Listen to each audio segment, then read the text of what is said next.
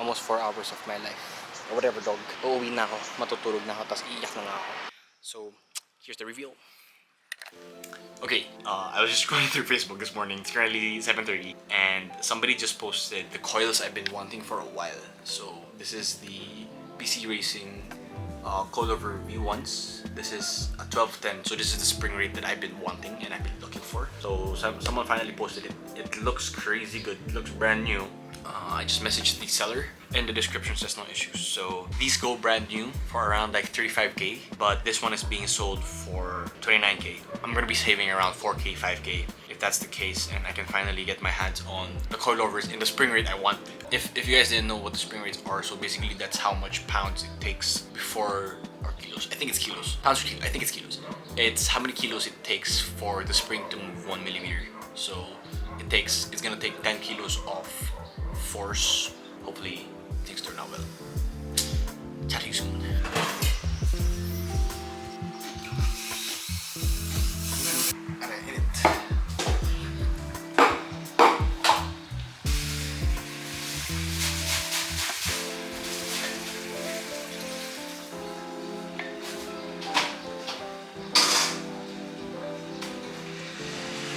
Oh yeah.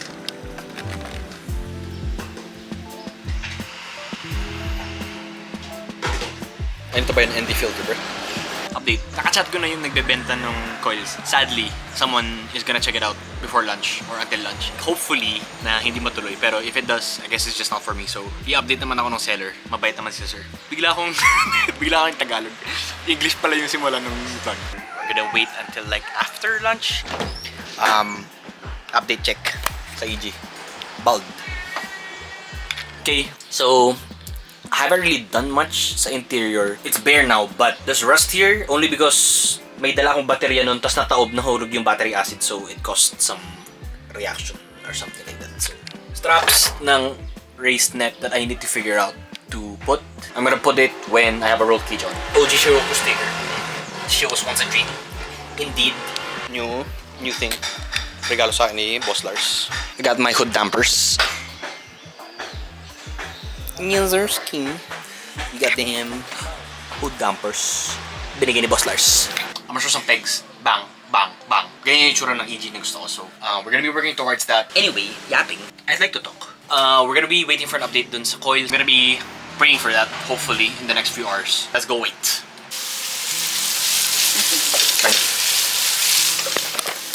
Next sa spaghetti sinay. I'm in the living room. I'm gonna play some GT. And dito yung glass ko. It's just mad chilling here. Yeah, bang. Ayun, EG ano. Oh. Wee. I'm also trying, at least trying, to grow a stash. See? Why am I so yellow? I-flex natin yung shift knob natin. Ayun pa ako. Yan. It's the ES and Shiroko shift knob. 6 out of 10, bro. Why 6 out of 10? Because it's my born day, Barry. Yeah, so we have another option. Someone is also selling a yellow speed at the same spring rate that I want, which is 1210. I have another option, which is this. It's a brand called Advance. It's the first time I'm hearing about it. Yeah. I tried researching about it. Parang wala akong makita sa internet. Sabi nung seller, originated siya from Japan. I mean, it looks good. And then they have the spring rate that I want to, which is 1210. Okay, sad update. Little sad update. The guy who was gonna check it did buy it. But once again, I do have 2 more options. Meron tayong Yellow Speed Racing coils na 1210 din. Tapos meron nga yung bagong brand na I'm just hearing from now is yung Advance. They also have a 1210. So yung Yellow Speed is being sold for 28.5. I think 28.5. And then the Advance is being sold for 30. The difference lang between the two is brand new yung Advance and the Yellow Speed is second hand. Timing lang tayo. Still gonna decide if I'm gonna get the Advance. Part of me wants to get it because one, of course, it's brand new. Yun kasi natatakot kasi ako, hindi siya kilalang. So I wonder what the best option is. But I did ask si Boss Ken, and he did say that it doesn't really matter since they're all just standard coilovers. So the only difference you really have is yung spring rate lang nila. I'm leaning towards the Advance just because it's brand new and I'm saving like around 5 or 6k comparing to getting a brand new PC or getting a brand new Yellow Speed. Trying my best to really research about the Advanced brand, but I can't really find it. A product of advanced airlift systems. Still got time to think about it. So yeah, I want to get the windows working as well. Hopefully, makahanap ako ng coils. Stay tuned for that. Looking at the marketplace again on Facebook, the Yellow Speed Racing is also sold. The 28.5K, it got sold like immediately. I think that was posted today as well, because it does look promising. It does look good as well. But of course, those are all just visual aspects. I want to know if I can actually trap that the coilovers, and it won't be a problem for me. If it does have issues, can I repair it here easily? Can anyone work on it easily like the other coilovers? Because that's one of the strengths of BC coils, is that they're easily repairable. Technically, this is my day doing my research on the things that I want to buy. Waiting ako sa reply ng bibilin ko ngayon. Wink wink. So, tambay muna ako dito sa Dunkin'. I'll update you guys in a while. We got the Choco Butternut And the Bavarian with the damn. Okay, update. I'm in John here right now. Just decided to shoot the EG since I got some time. Look at this stance, bro. Sheesh. I was planning to get whatever I want to get and then have it installed immediately. Oh, legit live reaction. Kaka-reply lang ng shop. Ayun na. Kasi may nakita akong nabentang coils na isang araw. Sana hindi yun yung 1210.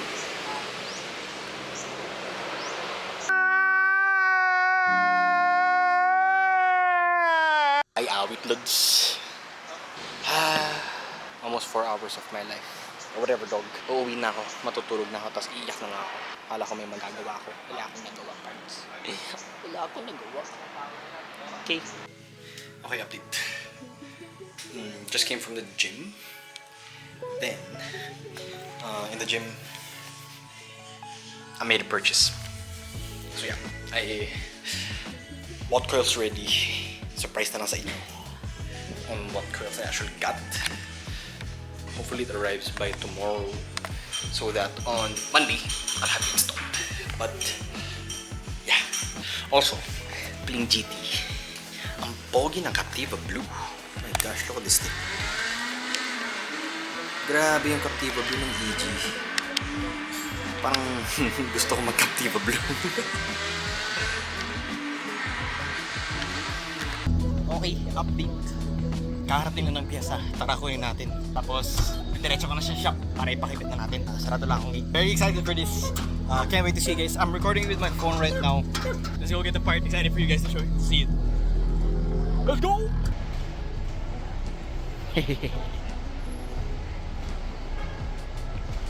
Oh, diba?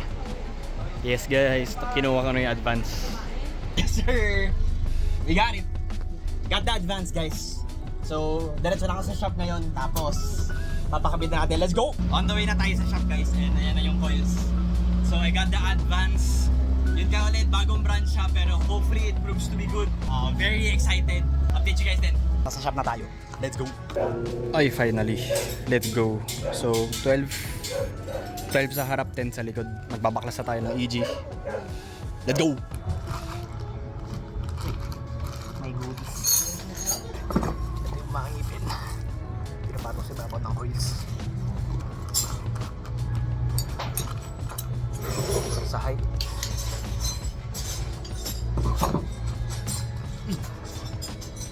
Contain tayo.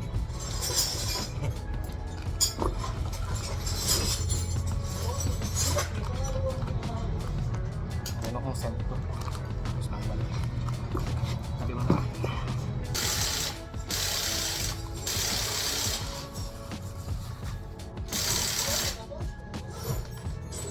Isang front.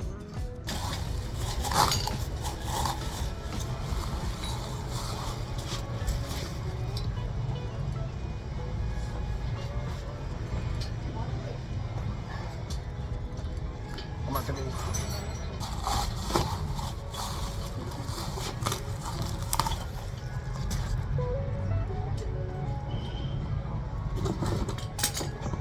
Okay na yung likod. Harap. Tayo na lang nagbabaklas sa sila kuya.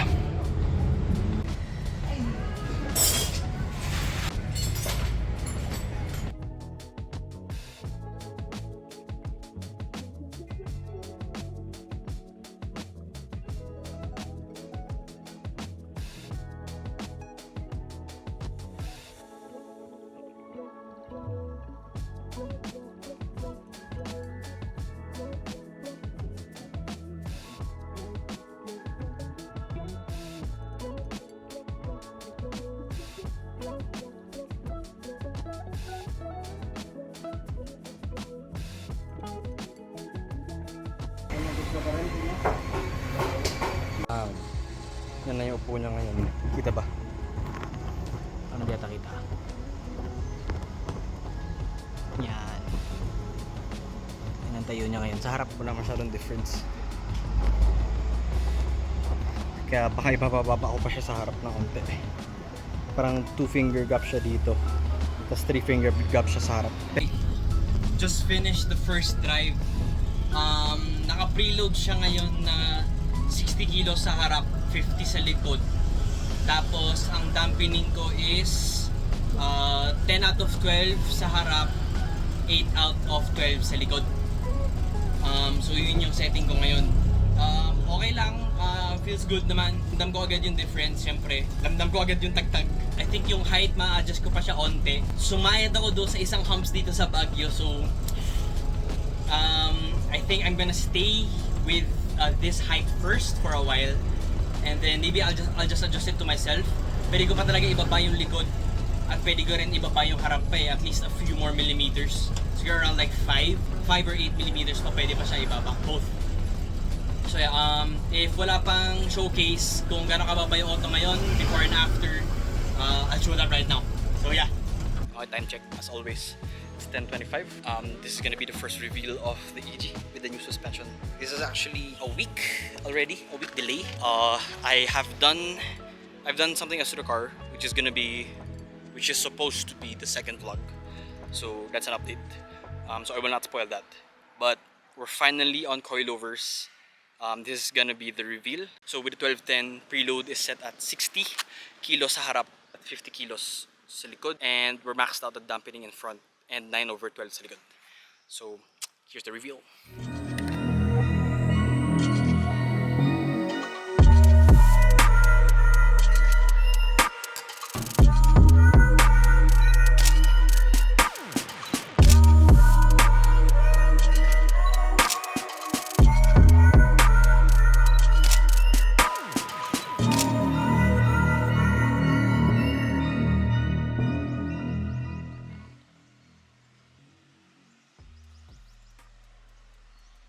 Yeah, so natural camber is pretty there. You know what I mean?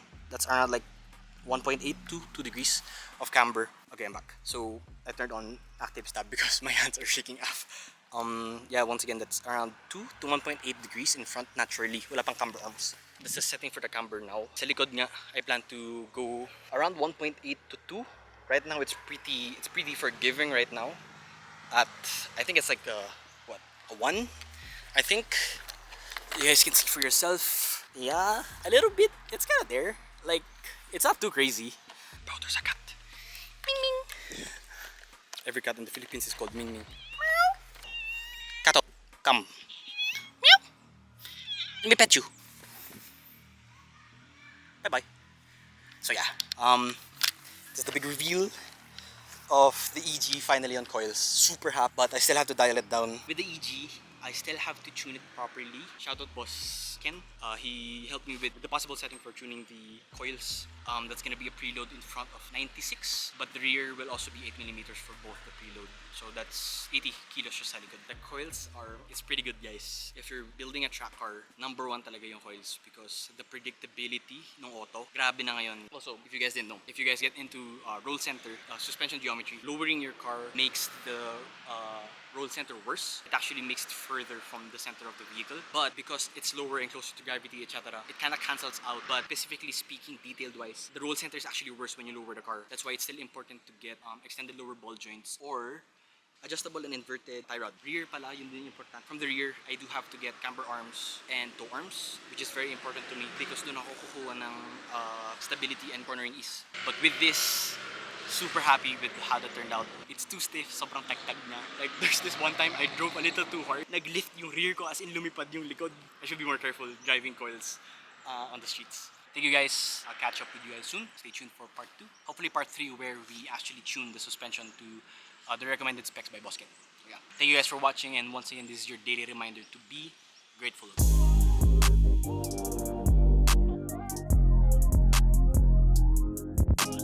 HRC riding jacket. This is actually a motorcycle jacket from the Secret Archives, PH. not gonna lie, this is probably one of the best buys I've had recently. So shout out to the Secret Archives PH